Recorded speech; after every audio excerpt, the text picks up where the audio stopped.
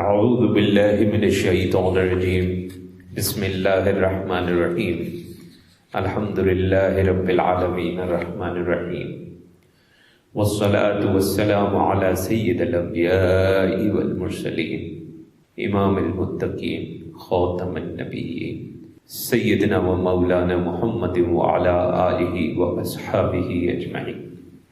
آج ہماری نشست سورہ الانعام کے بارے میں۔ اب تک جو سورہ ہم نے سورہ الفاتحہ کے بعد دیکھی ہیں ان کے اندر بنیادی طور پر بنی اسرائیل کے ساتھ پہلے اور پھر نصارہ کے ساتھ مناظرہ اور مجادلہ تھا۔ اب یہ جو سورہ الانعام ہے اس میں توجہ جو ہے بنی اسرائیل اور نصارہ سے ہٹ کر مشرکین مکہ کی طرف ہے۔ تو اس سورہ کو اگر چھوٹے چھوٹے کچھ حصوں میں تقسیم کیا جائے تو سب سے پہلے تو مشرکین مکہ سے مناظرہ ہے، مجادلہ ہے۔ اس کے بعد بڑا واضح طور پہ کہ حضرت ابراہیم علیہ السلام اور دیگر جو انبیاء ہیں علیہ السلام، ان سب کی دعوت جو ہے وہ بنیادی طور پہ دعوت توحید ہے۔ پھر جو دعوت توحید ہے جب اس کی تردید کی جائے تو وہ شرک کی ایک قسم بنتی ہے۔ اسی طریقے سے اللہ کے کلام، اللہ کے پیغام کی تشریح اس طریقے سے کی جائے کہ وہ بنیادی اللہ کی احکام کے خلاف چلا جائے تو وہ بھی شرک ہی کی ایک قسم ہے۔ اس کے علاوہ مجرم ہے یا مغرور ہے، اس کی اگر قیادت ہوگی تو وہاں پہ صرف اور صرف مکر و فریب ہی ہوگا۔ پھر قریش کی جو بدعات ہیں اور اس کے علاوہ ان کی جو توحید تشریح ہے اس کی وضاحت، اور پھر آخر میں دوبارہ دعوت توحید اور رد شرک پر واضح احکام۔ تو بنیادی طور پہ بنی اسماعیل میں ملت ابراہیمی اور عقیدہ توحید کے جو سچے وارث ہیں یہ کہا گیا ہے کہ وہ قریش نہیں ہیں بلکہ حضور اکرم صلی اللہ علیہ وسلم ہیں۔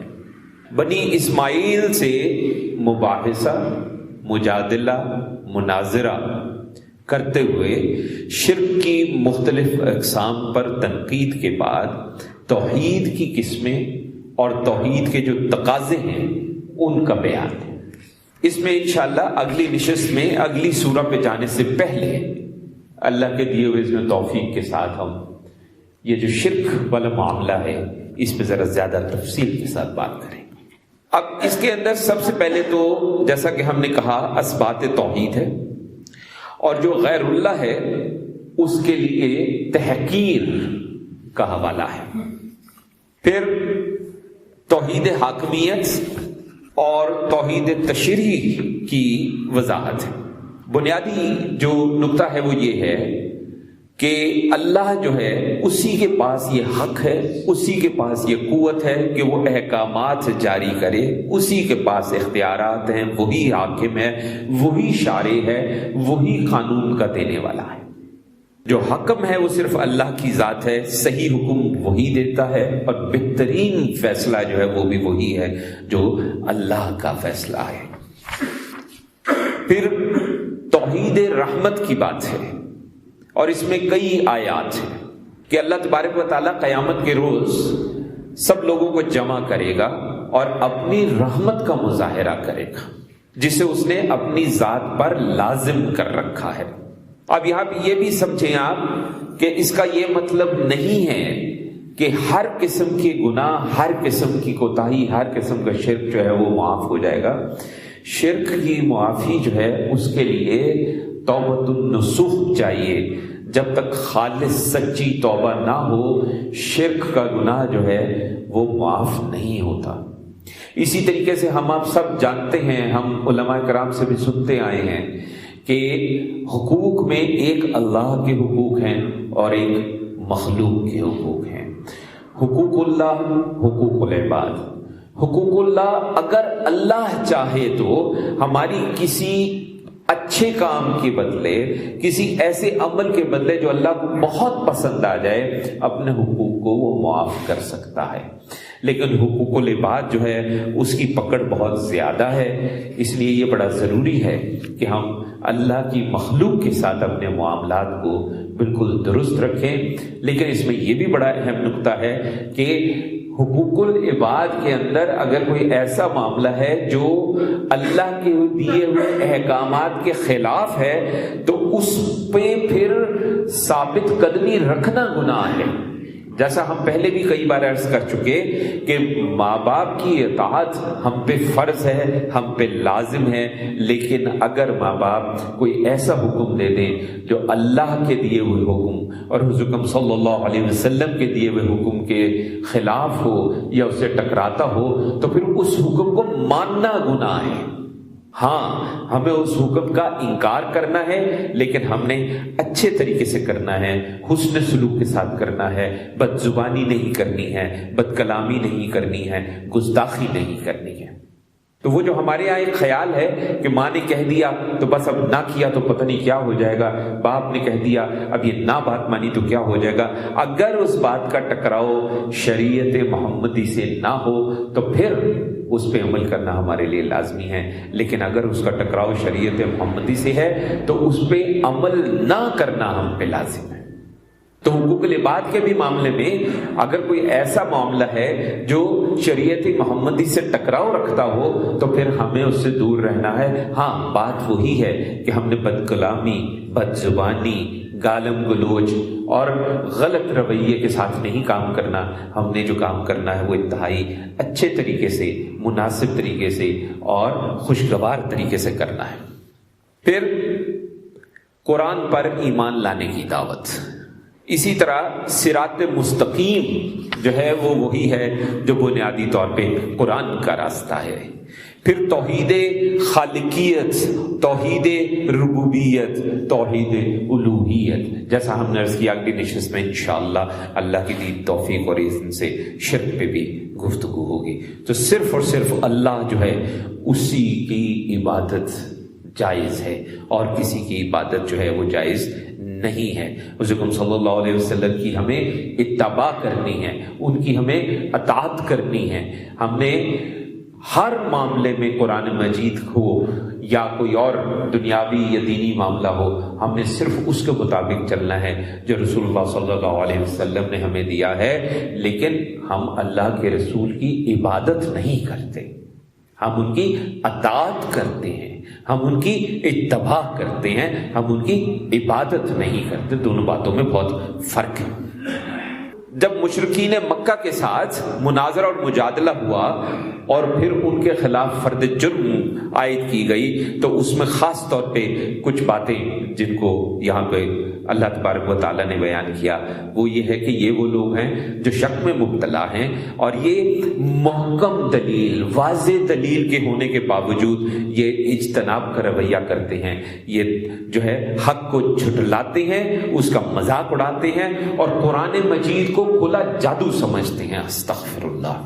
پھر اس کے بعد رسول اللہ صلی اللہ علیہ وسلم پر اعتراض کرتے ہیں۔ ان میں سے کئی ایسے لوگ تھے جن کو شکایت یہی تھی کہ وہی جو ہے یہ محمد رسول اللہ صلی اللہ علیہ وسلم پر کیوں نازل ہوتی ہے، نبی تو ان کو ہونا چاہیے تھا، استغفر اللہ، وہی تو ان پہ نازل ہونی چاہیے تھی، استغفر اللہ۔ ان میں سے بہت سے لوگ ایسے تھے۔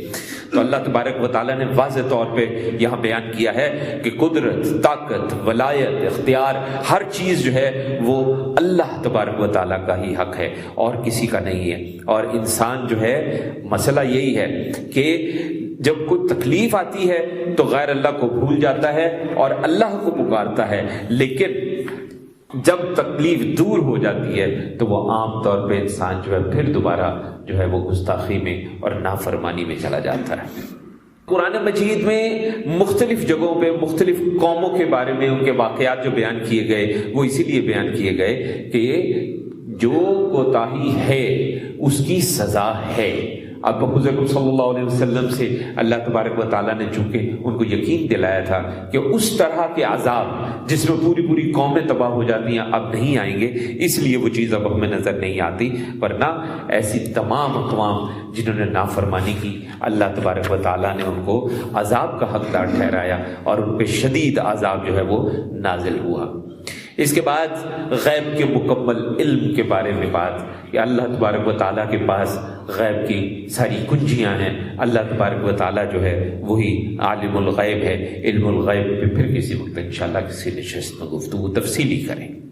واضح طور پہ وہی بات کہ اللہ کے علاوہ کسی کی عبادت نہیں کی جا سکتی، اور کس قوم پہ عذاب ہونا چاہیے اس کا اختیار اللہ کے پاس ہے، اللہ کے انبیاء کرام علیہ السلام کے پاس بھی یہ اختیار جو ہے وہ نہیں ہے، اور اس کے علاوہ موت بھی اللہ ہی دیتا ہے۔ اور حضور صلی اللہ علیہ وسلم کو یہی کہا گیا، یہ جو ضدی لوگ ہیں ان سے آپ اعراض کریں، جو دنیا کے لہو و لعب میں مبتلا ہیں ان کا ٹھکانہ جہنم ہے۔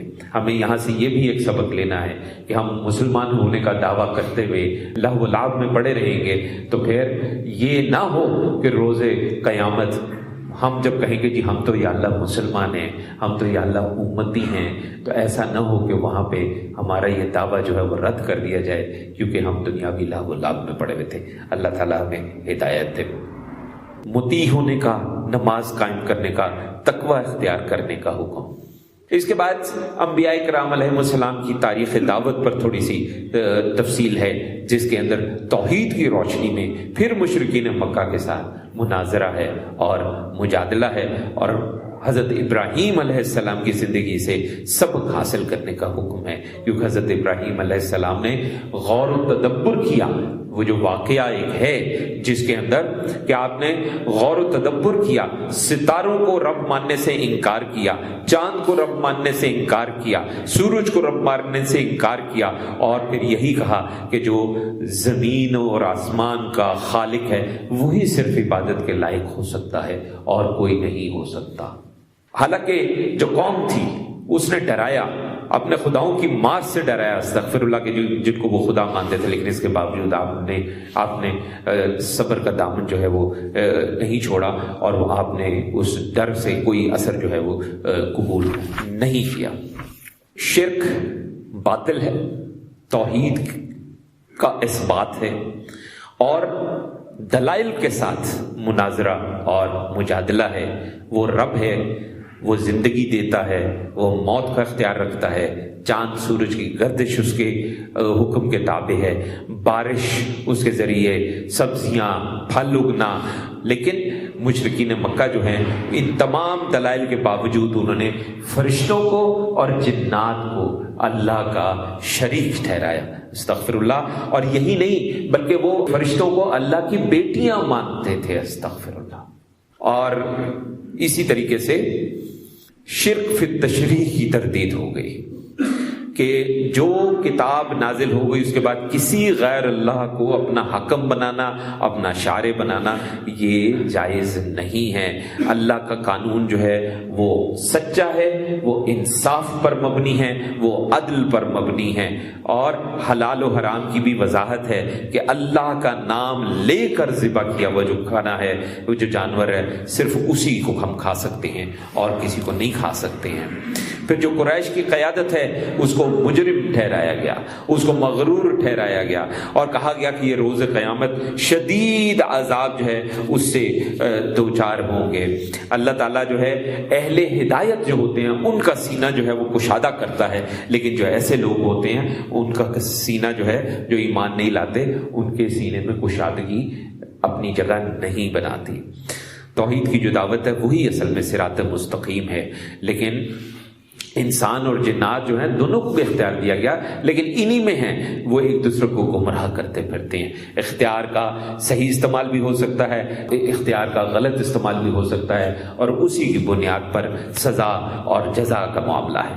پھر قریش کی بدعت بڑی عجیب قسم کی تھی۔ ایک چیز ہے جو حلال ہے، اسی کے معاملے میں کہ اچھا ایسا ہو جائے تو یہ حلال ہوگی، ایسا ہو جائے تو وہ حرام ہو جائے گی۔ مثال کے طور پہ تیروں کے ساتھ جیسے ہمارے یہاں پرچیاں نکالی جاتی ہیں اس طرح تیروں کے ساتھ رکھ کے کہ بھئی یہ معاملہ ہے، اگر یہ اس سائز کا تیر اندر سے نکل آیا، جیسے تیر یہاں پہ 5 رکھتے ہیں اور ان کی لمبائی مختلف ہو، اور اس کو اوپر سے ڈھک دیا جائے اور کہا جائے کہ کسی ایک پہ انگلی رکھ دو، جس پہ انگلی رکھ دی وہ پھر ڈھکا ہوا اوپر سے کپڑا اٹھا دیا. اچھا اگر چھوٹا ہے تو یہ ہم یوں کریں گے، اگر بڑے پہ ہاتھ آ گیا تو ہم یوں کریں گے، اگر یہ کیا ہے تو یوں کریں گے. اس حد تک یہ لوگ تھے کہ کہتے تھے کہ اگر یہ آ گیا تو یہ جو ذبح کریں گے استغفر اللہ یہ فلاں بت کے لیے کریں گے، اور یہ آ گیا تو یہ ذبح کریں گے یہ ہم اللہ کے لیے کریں گے. یہ ایک مثال. اس طرح کی بے تحاشا مثالیں ہمیں جو ہے وہ تاریخ کے اندر ملتی ہیں. اس طرح سے انہوں نے حلال چیزوں کے لیے بھی مختلف قسم کے راستے نکال رکھے تھے کہ اگر ایسا ہوا تو ہم یوں کریں گے، ایسا ہوا تو ان کو بجائے اس کے کہ اللہ کو یہ اشارے تسلیم کرتے ہیں، انہوں نے اپنے آپ کو اشارے تسلیم کیا، اپنے ذہن سے نکالی ہوئی معاملات جو ہیں ان پہ لے کے معاملات کو چلے. حالانکہ اللہ تبارک و تعالیٰ نے کوئی چیز حرام نہیں کی سوائے ان چیزوں کے جن کا تذکرہ اللہ نے قرآن مجید میں کر دیا، جس میں مردار ہے، خون ہے، خنزیر کا گوشت ہے، اللہ کے نام کے علاوہ کسی اور کے نام پہ ذبح ہوا جانور ہے، وغیرہ وغیرہ. اس پہ وقتاً فوقتاً پہلے بھی ایک دفعہ ہم تفصیلی اس پہ ہم جو ہے وہ گفتگو کر چکے ہیں. اور یہ اپنی مرضی سے حلال و حرام کے قوانین بناتے ہیں اور اللہ کی آیات کا جو ہے وہ انکار کرتے ہیں. مسلمانوں کو ہدایت یہ ہے کہ وہ شرک سے بچیں، والدین کے ساتھ حسن سلوک کریں، قتل اولاد اور ظاہر و باطن کی ہر قسم کی فحاشی سے بچیں، قتل نفس، یتیموں کا مال کھانے سے پرہیز کریں، اور جو گفتگو ہے اس میں عدل کو جو ہے وہ ملحوظ خاطر رکھیں اور اللہ کا جو عہد ہے اس کو پورا کریں. یہی بنیادی طور پہ صراط مستقیم ہے، اور بنیادی طور پہ یہی وہ باتیں ہیں جن کا حکم پچھلی کتب میں بھی تھا، تورات میں بھی ہے یا زبور میں بھی ہے، ان میں بھی انہی کا جو ہے وہ حکم تھا. اور پھر دعوت توحید کا خلاصہ جو ہے وہ یہ ہے کہ قرآن مجید کی پیروی کا حکم ہے. آخری ہدایت قرآن کی صورت میں آ چکی ہے، ان کی پیروی کرنے پر ہی جو ہے وہ اللہ تبارک و تعالیٰ رحم کرے گا. دین ابراہیمی میں جو تفرقہ پیدا کرنے والے لوگ ہیں ان کا رسول اللہ صلی اللہ علیہ وسلم سے کوئی تعلق نہیں ہے. وہی دین سیدھا ہے، وہی صراط مستقیم ہے. حضرت ابراہیم علیہ السلام شرک پر نہیں تھے، بڑا واضح. نماز، قربانی، زندگی، موت، ہر چیز جو ہے وہ بنیادی طور پہ اللہ کے لیے ہے، وہ کسی اور شخص کے لیے، کسی اور ہستی کے لیے، کسی اور ذات کے لیے نہیں ہے. اور روز قیامت ہر انسان اپنے اعمال کا ذمہ دار ہوگا، وہ کسی دوسرے کے اعمال کا ذمہ دار نہیں ہوگا. اور یہ نقطہ دنیا کے لیے بھی لازمی ہمیں خیال رکھنا ہے. باپ سے کوتاہی ہوئی ہے، اولاد کو جو ہم یہاں پہ تانے دیتے پھرتے ہیں، ان کی زندگی عذاب بنا دیتے ہیں، ہم اپنے لیے جہنم میں جگہ بناتے ہیں. اسی طرح بچے نے کچھ کر دیا، اس کے ماں باپ کو، اس کے بہن بھائی کو، اس کے عزیز و اقارب کو جو ہم خم تانے دیتے ہیں، برا بھلا کہتے ہیں، ہم اللہ کے ہاں گناہ گار اٹھائی جائیں گی. اگر اللہ ایک کے کیے کا دوسرے کو ذمہ دار نہیں ٹھہراتا، ہمیں کیا حق ہے کہ ہم کسی ایک کے کیے کا دوسرے کو ذمہ دار ٹھہرائیں. ہمیں بھی اپنے حقوق و لباد میں اپنی زبان کا اور اپنے مزاج کا جو ہے وہ خیال رکھنا چاہیے، کیونکہ اللہ نے انسان کو اس دنیا پہ اپنا خلیفہ بنا کر بھیجا ہے. جب خلیفہ بنا کر بھیجا ہے تو فضیلت کس کو ملے گی؟ فضیلت اسی کو ملے گی جو تقوی پر ہے، اسی کو ملے گی جو اللہ کے بتائے ہوئے راستے پر ہے، اسی کو ملے گی جو حضرت صلی اللہ علیہ وسلم کی اطاعت اور اتباع پر ہے. اللہ تعالی ہمیں قرآن مجید کا پیغام سمجھنے کی توفیق عطا فرمائے. وصلی اللہ علی خیر خلقہ سیدنا و مولانا محمد وعلی آلہ و اصحابہ اجمعین برحمتک یا ارحم الراحمین.